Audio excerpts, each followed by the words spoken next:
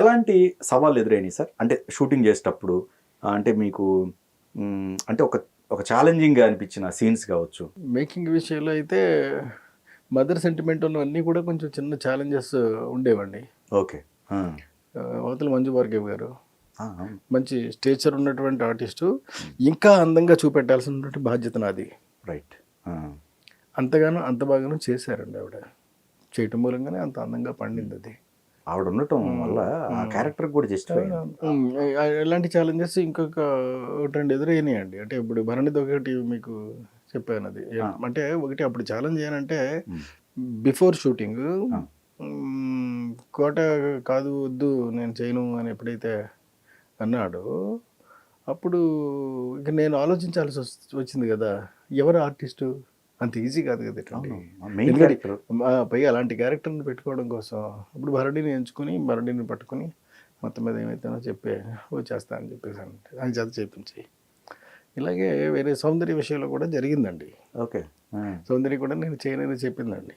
ఇది ఇంద్రజగది పెట్టే ముందు కదా ముందు. Okay okay. యాక్చువల్గా సౌందర్యని చేయాలి కానీ గ్రేట్ లేడీ అండి ఆవిడ.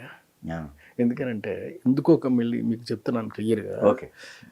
ఆ సినిమాలో అయితే చేయలేదండి, కానీ తర్వాత శుభలగ్నం సినిమాకి వచ్చేసరికి తనే ఫోన్ చేసి, ఏమండి నేను ఉండాలి మీ సినిమాలు, కనీసం నిలబడన్నా ఉండాలి కనీసం, కొట్టగారు అడిగినట్టు అడిగింది ఆవిడ. ఓకే. అదేంటి అమ్మా నువ్వు పెద్ద హీరోయిన్వి అది ఇది ఏదో ఒక క్వశ్చన్ నేను చేస్తానండి. అయితే నువ్వు ఇలా బాబు మోహన్ పక్కనే చేస్తావా అని అడిగా. చేస్తానన్నాను. ఓకే. చేసింది.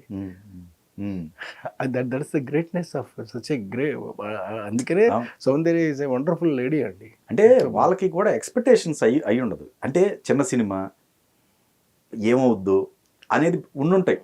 అంటే ఈ సినిమా అవుట్పుట్ ఇలా వస్తుందని ఒకటండి చేసేటప్పుడు దాని సత్తా దాని అది ఎలా వస్తాయి ఏంటి ఇవంతా కూడా మనకు తెలుస్తుంది, డైరెక్టర్గా తెలుస్తుంది. తెలుస్తుందండి. Correct correct. కానీ వాళ్ళు ఇమాజిన్ చేయలేరండి. ఏదో మంది ఒక వేషం ఓకే అని అనుకుంటారు. నిజమే. మనకు ఉన్న కాన్ఫిడెన్స్ దాన్నినండి 100% చెప్పలేమండి. ఎప్పుడు కూడా ఎవరు కూడా చెప్పలేరండి. Right right. కాబట్టి ప్రూవ్ చేసి చూపెట్టగలుగుతారు అంతే. సో అలా ప్రూవ్ చేయబడినటువంటి సినిమా అది. ప్లేకి ఎంత టైం పట్టింది సార్? ఇప్పుడు ఈ స్క్రీన్ ప్లే ఏదైతే ఉందో ఎన్ని నేరేషన్స్ బిల్డ్ చేసుకోవాల్సి వచ్చింది మీరు? అంటే ఫస్ట్ నేరేషన్ లోనే మదర్ సెంటిమెంట్కి వెళ్ళిపోయారా? ఏం కాదండి, అనుకోవడం చేసాడు. ఓకే అంతే. లేకపోతే మొత్తం అంతా కలిపితే ఆ సినిమా దాని మైలోడ్ అయిపోయిందండి. అయిపోయిన 100 days కల్లా ఈ సినిమా స్టార్ట్ అయిపోయిందండి. అదే రైట్. 100వ రోజుకి నాడు ఓపెనింగ్ అండి. ఇది కొబ్బరికాయ కొట్టేశారు. కొబ్బరికాయ కొట్టేసాం. ఓకే. అంటే కాదు, మీకు 100 రోజుల లోపల స్క్రిప్ట్ మొత్తం రెడీ చేసేసుకోవాలి కదా. Right right. ఓకే. రెడీ చేసేసుకోవాలి, తర్వాత ఆర్టిస్టులతో మాట్లాడుకోవాలి.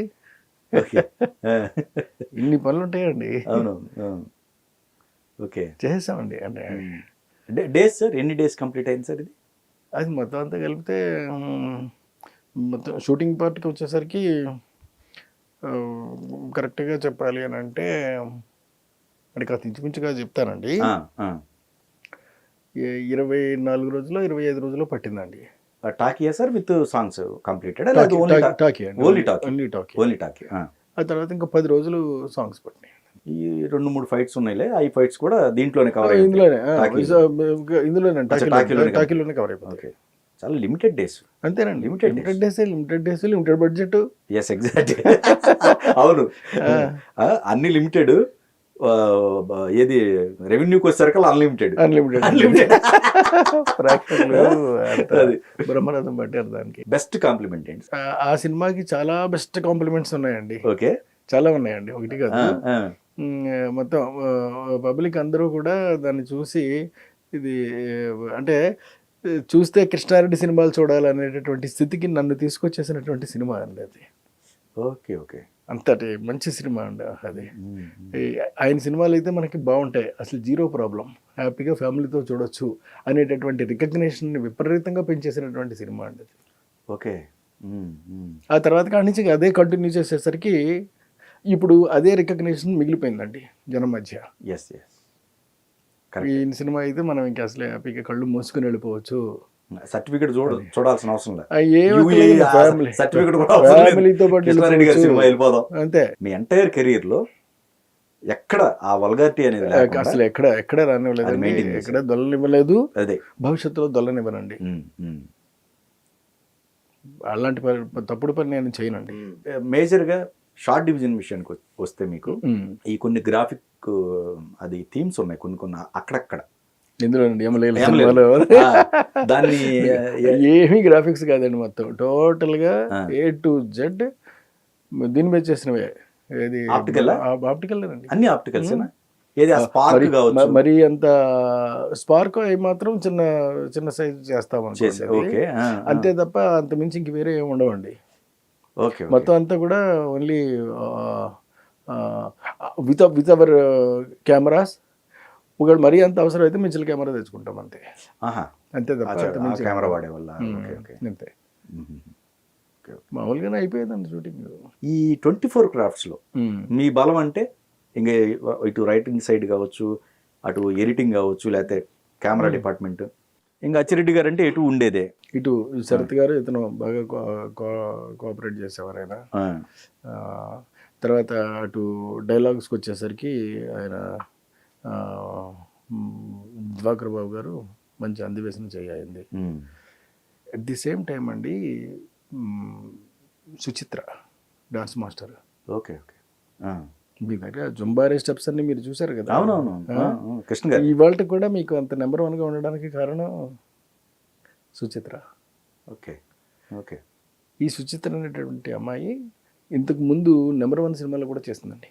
సుచిత్ర చంద్రబోస్ చేయటం వల్ల కృష్ణ గారి బాడీ లాంగ్వేజ్ ఎవ్రీథింగ్ తనకి బాగా పూర్తిగా అర్థమైపోయి ఉంటుంది కాబట్టి ఓకే ఆ అమ్మాయిని ఆ అమ్మాయి కంటిన్యూస్గా నా సినిమాలు ఎన్నో చేస్తుంది. అవును చాలా చేస్తుంది. అన్ని పాటల కొరియోగ్రఫీ. అవును అన్నీ కూడా బాగా రక్తి కట్టించినటువంటి సినిమాల లెక్కలోనే ఉంటుందండి అది. Right right. నెంబర్ 1 పొజిషన్లో ఉందండి అది. ఎగ్జాక్ట్లీ. ఈరోజు కూడా మనం చూస్తూ ఉంటే ముచ్చటేస్తాడు నాకే ఏంటి తీసి చూసి విని చేసి అయినప్పుడు కూడా నాకే మళ్ళీ సీన్స్ అన్నీ కూడా అలా